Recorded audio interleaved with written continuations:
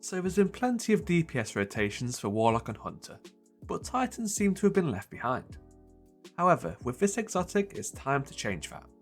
Star Eaters will boost any given super's damage by upwards of 70%, while Eternal Warrior will give 4 stacks of weapon surge to any weapon whose element matches that of a super for 30 seconds after cast.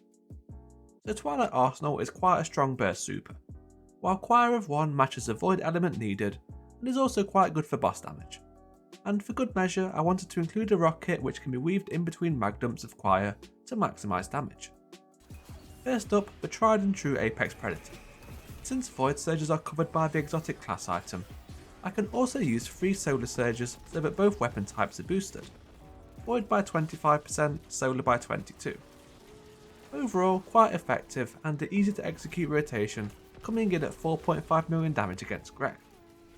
Note that I did have a teammate here on well because survival on Prismatic Titan solo was just a miserable experience.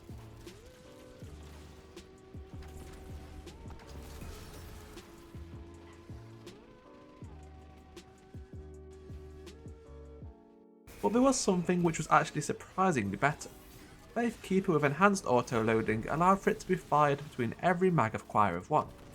And while it is a precision frame which loses 15% damage compared to Apex, this difference was reduced by the fact that it benefits from expanding Abyss, dealing 25% additional damage to weakened targets instead of 15%, and benefits from that 25% Void Surge instead of a max of 22 for other elements.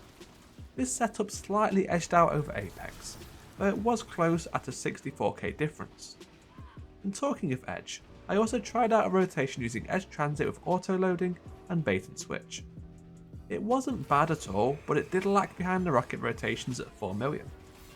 Though I think this could work better with a cascade roll, but unfortunately Titans do not have any reliable auto-loading methods, which hurts this quite a bit.